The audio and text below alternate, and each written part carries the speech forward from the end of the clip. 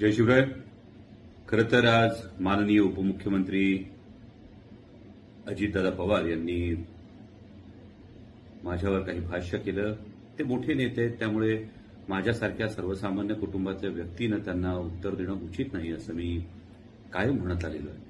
परंतु जे वैयक्तिक आक्षेप त्यांनी घेतले त्याविषयी उत्तर देणं क्रमप्राप्त आहे. दादा असं म्हणाले की सेलिब्रिटी उमेदवार देऊन आम्ही चूक केली किंवा जेव्हा उमेदवार मिळत नसतो तेव्हा सेलिब्रिटी आणला जातो. त्यात त्यांनी अनेक सेलिब्रिटींची उदाहरणं दिली. म्हणजे गोविंदा असतील, अमिताभ बच्चन असतील, हेमा मालिनी असतील, शत्रुघ्न सिन्हाजी असतील, या सगळ्यांची त्यांनी उदाहरणं दिली. मी नम्रतापूर्वक एक गोष्ट दादांच्या निदर्शनास आणून देऊ इच्छितो की आपण ज्या सर्वांची उदाहरणं दिली यातील एकाही सेलिब्रिटी झालेल्या खासदाराला संसद रत्न पुरस्कार मिळाल्याचं माझ्या ऐकिवात नाही. आणि शिरूर लोकसभा मतदारसंघातील मायबाप जनतेच्या आशीर्वादानं त्यांचे प्रश्न हिरिरीनं मांडत असताना पहिल्याच टर्ममध्ये तब्बल 3 वेळा संसद रत्न पुरस्कार हा मला मिळालेला आहे. राहता राहिला प्रश्न, मी राजीनामा देण्याचं आपल्याकडे बोलून दाखवलं असं आपण वारंवार सांगतात. परंतु जर मी राजीनामाच द्यायच्या विचारात होतो तर मी संसदेत अनुपस्थित होतो का? मी संसदेत बोलणं सोडून दिलं होतं का? मी संसदेत प्रश्न मांडणं सोडून दिलं होतं का? जर आपण सगळा लेखाजोखा बघितला तर हे आवर्जून नमूद करेन की आपल्या पक्षाचे प्रदेशाध्यक्ष जे आहेत हे सुद्धा संसदेमध्ये रायगड लोकसभेचं प्रतिनिधित्व करतात आणि आपल्या पक्षाच्या प्रदेशाध्यक्षांच्या संसदीय कामगिरीपेक्षाही आपण सेलिब्रिटी म्हणून हिणवता. पण माझ्यासारख्या सर्वसामान्य शेतकरी कुटुंबातल्या एका मध्यमवर्गीय व्यक्तीची संसदीय कामगिरी ही आपल्या पक्षाच्या प्रदेशाध्यक्षांपेक्षा उजवी आहे, हेही आपण रेकॉर्ड तपासून पाहू शकता.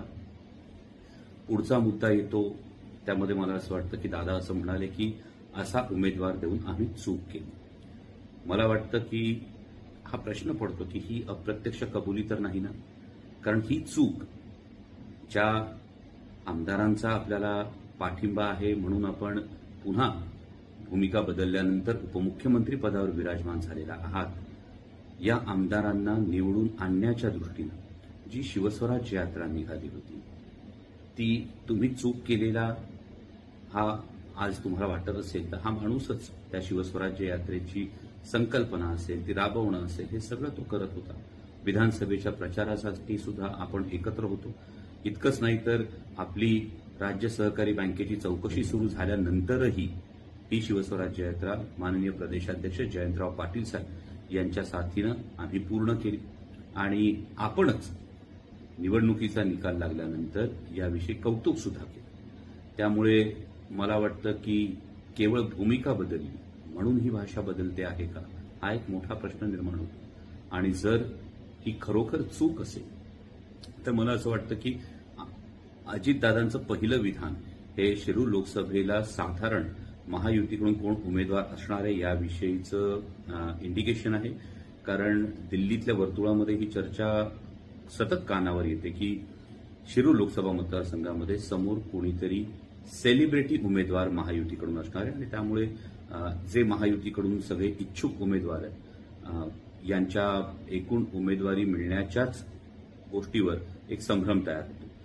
पुढची एक महत्वाची बाब मी माननीय उपमुख्यमंत्री महोदयांच्या निदर्शनास आणून देऊ इच्छितो की देशात माननीय पंतप्रधान यांचीच हवा आहे हे जे परसेप्शन करण्याचा जो प्रयत्न होतोय, मला वाटतं कालची पाटणा इथं झालेली इंडिया आघाडीची सभा जर आपण पाहिली असेल तब्बल 15 लाखाचा जनसमुदाय या सभेसाठी होता आणि भारतीय जनता पक्षानं पहिली यादी जाहीर केल्यानंतर काही त्यांच्या नेत्यांनी राजकीय निवृत्ती घोषित केली आहे. गौतम गंभीर असतील, त्यानंतर असनसोलमधून ज्यांना उमेदवारी असेल ते असतील, या सर्वांनी आपली तिकीटं परत केलेली आहे. त्यामुळे भारतीय जनता पक्षामध्ये सर्व काही आलबेल आहे असं जे चित्र आपण सांगता आहात त्यामध्ये कितपत तथ्य हे एकदा आपण तपासून पाहू. आणि सरतेशेवटी खरं तर मी या आधीपर्यंत सगळे संकेत पाळले. खासगीत झालेल्या गोष्टी न जाहीर करण्याचा जो एक अलिखित संकेत असतो तो मी कायम पाळला. परंतु आपण वारंवार या गोष्टींचा उल्लेख करत असाल तर मी नम्रपणे आपल्याला एकच प्रश्न विचारू इच्छितो की जर असा उमेदवार देणं ही चूक असेल तर मग 10-10 वेळा आपण माझ्यासारख्या सर्वसामान्य कार्यकर्त्याला तुमच्या पक्षात या हे निरोप पाठवण्याचं नेमकं कारण काय? लपून छपून भेटीगाठी करण्याचं कारण काय? त्यामुळे मी नम्रपणे एवढंच सांगू इच्छितो की मला जी आदरणीय पवारसाहेबांनी संधी दिली त्या संधीप्रती प्रामाणिक राहण्याचा मी प्रयत्न केलाय. मी माझी संसदेतली जी काही कामगिरी आहे ती त्याचा संपूर्णपणे लेखाजोखा हा पब्लिक डोमेनमध्ये आहे, तो आपण पाहू शकता. आणि त्यामुळेच मी ठामपणे सांगतो की जी भूमिका मी घेतली त्या भूमिकेवर मी कायम आहे, मी कायम राहीन. माझ्या शिरूर लोकसभा मतदारसंघातले प्रश्न हिरिरीनं मांडण्यासाठी मी सदैव कटिबद्ध राहीन.